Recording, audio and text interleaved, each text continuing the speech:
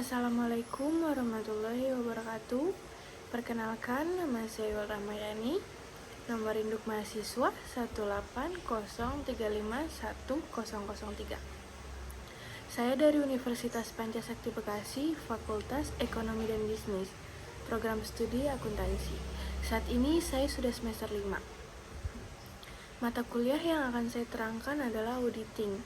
Dosen pengampu yang saya hormati, Ibu Desi Arigawati. Materi yang akan saya sampaikan adalah tahap penyelesaian audit. Penyelesaian audit. Tanggung jawab auditor dalam menyelesaikan audit dibagi menjadi 3, yaitu yang pertama menyelesaikan pekerjaan lapangan, yang kedua mengevaluasi temuan, dan yang ketiga berkomunikasi dengan klien. Yang pertama, field work atau pekerjaan lapangan dilakukan sebelum penyelesaian pekerjaan lapangan, yaitu kuesioner pengendalian inter, phase program pengujian kepatuhan, phase program pengujian substantif. Tujuannya adalah untuk memperoleh keyakinan bahwa semua informasi yang diperlukan sebagai dasar penyusunan laporan keuangan telah lengkap. Penyelesaian pekerjaan lapangan. Selama audit membuat yang pertama, supporting schedule untuk mencatat TOC dan hasil pengujian substantif. Yang kedua, journal adjustment atau reclassification, serta alasan dilakukannya ditulis dalam supporting schedule. Dan yang ketiga, membuat late schedule untuk meringkas supporting schedule. Yang keempat, diringkas dalam summary of adjusting journal entries. Keterangan 02. Setiap jurnal adjustment diberi nomor urut dan diberi indeks silang untuk menunjukkan ke supporting schedule yang menjadi sumber informasinya. Penyelesaian pekerjaan lapangan yang pertama supporting schedule, lalu late schedule, kemudian working trial balance, ada working balance sheet dan working profit dan loss, dan yang terakhir laporan keuangan. Journal adjustment. Yang pertama, kebenaran akun yang didebit dan yang dikredit, serta ketelitian perhitungan journal adjustment yang diusulkan. Yang kedua, kelengkapan penjelasan journal adjustment. Dan yang ketiga, reaksi klien yang mungkin timbul atas adjustment yang diusulkan. Peristiwa kemudian atau subsequent event. Tanggal awal tahun yang diaudit sampai tanggal neraca yaitu disebut audited period. Sedangkan tanggal neraca sampai tanggal selesainya pekerjaan lapangan sampai tanggal penerbitan laporan audit yaitu disebut subsequent period. Peristiwa kemudian yang perlu dijelaskan dalam laporan audit adalah yang pertama jumlahnya material, yang kedua merupakan peristiwa yang penting dan bersifat luar biasa, yang ketiga terjadi dalam periode sejak tanggal neraca sampai dengan tanggal selesainya pekerjaan lapangan. Peristiwa kemudian. Yang pertama, peristiwa kemudian yang secara langsung mempengaruhi laporan keuangan sehingga perlu diusulkan adjustment atas peristiwa itu. Yang kedua, peristiwa yang tidak memerlukan adjustment tetapi memerlukan catatan dalam laporan keuangan. Subsequent event perlu adjustment. Contoh peristiwa kemudian yang jumlahnya material dan memerlukan adjustment pada laporan keuangan. Yang pertama, pengumuman kebangkrutan pelanggan yang jumlah piutangnya melebihi jumlah cadangan kerugian yang telah dibentuk. Yang kedua, penyelesaian perkara pengadilan yang jumlahnya berbeda dengan jumlah yang dicatat dalam buku klien. Dan yang ketiga, penjualan aktiva tetap dengan harga di bawah nilai buku. Yang keempat, penjualan surat berharga pada harga yang lebih rendah dari biaya pada saat beli. Subsequent event catatan di laporan keuangan.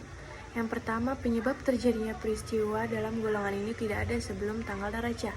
Yang kedua, dijelaskan dalam laporan keuangan serta apa akibatnya seandainya terjadi pada tanggal neraca. Contohnya yang pertama, penurunan harga pasar surat berharga yang dimiliki klien sebagai investasi sementara. Yang kedua, pengeluaran obligasi atau saham. Yang ketiga, penyelesaian perkara pengadilan yang peristiwa penyebabnya terjadi setelah tanggal neraca. Yang keempat, penurunan nilai pasar persediaan sebagai akibat larangan pemerintah terhadap penjualan suatu produk. Dan yang kelima, kerugian akibat terbakarnya persediaan yang tidak diasuransikan. Subsequent event, contoh, ada akun terpengaruh dan peristiwa kemudiannya. Yang pertama, kas. Peristiwa kemudiannya ada bank klien bangkrut, keputusan pengadilan yang menyita dana klien, dan perampokan atau pengelapan kas. Yang kedua, piutang usaha. Peristiwa kemudiannya adalah kegagalan penagihan yang tidak diperkirakan sebelumnya. Yang ketiga, investasi. Peristiwa kemudiannya yang pertama, penurunan drastis harga pasar surat berharga.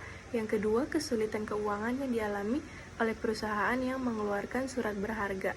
Yang ketiga, kegagalan pembayaran pokok dan bunga pinjaman perusahaan yang mengeluarkan obligasi. Dan yang keempat, penjualan surat berharga yang jauh di atas atau di bawah harga belinya. Yang keempat yaitu persediaan. Peristiwa kemudiannya yang pertama adalah kerugian kebakaran atau bencana alam yang tidak diasuransikan. Yang kedua, kenaikan atau penurunan drastis harga persediaan. Dan yang ketiga, perubahan metode penentuan harga persediaan. Yang kelima, aktiva tetap. Peristiwa kemudiannya yang pertama adalah kerugian kebakaran atau bencana alam yang diasuransikan. Yang kedua, penilaian aktiva tetap. Yang ketiga, keusangan aktiva tetap karena perubahan mendadak pada permintaan barang atau produk yang dihasilkan. Yang keenam, hutang lancar. Peristiwa kemudiannya yang pertama, komitmen pembelian yang bersifat luar biasa yang disertai dengan penurunan harga jual barang. Yang kedua, pembatalan kontrak pembelian. Dan yang ketiga, kegagalan dalam pembayaran hutang wesel. Akun terpengaruh yang ketujuh yaitu hutang jangka panjang. Peristiwa kemudiannya yang pertama adalah kenaikan yang besar dalam hutang jangka panjang. Yang kedua, kegagalan dalam membayar bunga dan pokok pinjaman. Yang kedelapan, modal saham. Peristiwa kemudiannya yang pertama adalah kenaikan atau penurunan jumlah lembar saham yang beredar. Yang kedua, reorganisasi struktur modal saham. Yang ketiga, pengubahan hutang obligasi menjadi saham. Dan yang keempat, perubahan bentuk badan usaha, misal dari CV ke PT atau sebaliknya. Yang kesembilan, saldo laba atau RE. Peristiwa kemudiannya ada pembagian dividen yang bersifat luar biasa yang mengganggu modal kerja, dan penyisian saldo laba yang bersifat luar biasa. Dan akun terpengaruh yang terakhir adalah unsur lain. Peristiwa kemudiannya yang pertama adalah perubahan manajemen dan komisaris, dan yang kedua perubahan kebijakan manajemen. Yang ketiga perubahan undang-undang. Yang keempat tambahan pengenaan pajak yang bersifat luar biasa. Dan yang terakhir persyaratan yang ditetapkan oleh pasar modal. Prosedur audit. Review laporan keuangan klien yang dibuat dalam jangka waktu antar tanggal neraca sampai dengan tanggal penerbitan laporan audit. Kemudian menanyakan ke klien jika ada mutasi yang jumlahnya material. Menanyakan kepada manajemen yang bertanggung jawab atas hal-hal keuangan dan akuntansi mengenai yang pertama, setiap kewajiban kontingen atau komitmen besar yang ada pada tanggal neraca atau tanggal pertanyaan itu diajukan. Yang kedua, setiap perubahan yang signifikan pada modal saham, hutang jangka panjang atau modal kerja. Kontingensi adalah situasi yang melibatkan ketidakpastian mengenai kemungkinan, keuntungan, atau kerugian yang akan diperoleh apabila satu atau lebih peristiwa masa depan menjadi atau tidak terjadi. Kontingensi adalah situasi yang melibatkan ketidakpastian mengenai kemungkinan, keuntungan atau kerugian yang akan diperoleh apabila satu atau lebih peristiwa masa depan terjadi atau tidak terjadi. Membaca notulen rapat Dewan Komisaris, pemegang saham, dan komitmen lainnya yang sesuai. Dapat memuat hal-hal yang mempunyai signifikan audit. Contohnya, A. Otoritas penerbitan obligasi baru. B. Pembelian saham treasury. C. Pembayaran dividen tunai. Dan D. Penghentian lini produk. Selanjutnya, review penagihan piutang usaha yang terjadi setelah tanggal neraca. Interview yang penasihat hukum klien mengenai litigasi, klaim atau adanya tuntunan hukum yang lain. review jurnal penerimaan kas terutama dari penarikan kredit atau dari penjualan aktiva tetap yang jumlahnya material. Melaksanakan prosedur analitik sebagai review akhir untuk membantu auditor menilai kesimpulan yang dicapai dalam audit dan dalam mengevaluasi penyajian laporan keuangan secara keseluruhan. Mengevaluasi temuan. A. Membuat penilaian akhir atas materialitas dan risiko audit. B. Mengevaluasi apakah ada keraguan yang besar mengenai usahanya atau going concern. C. Merumuskan pendapat dan membuat naskah laporan audit. D. Melakukan review akhir atas kertas kerja. E. Melakukan review teknis atas laporan keuangan.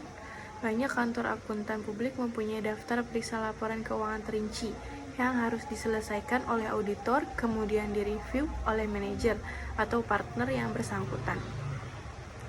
Mendapatkan surat representasi dari klien.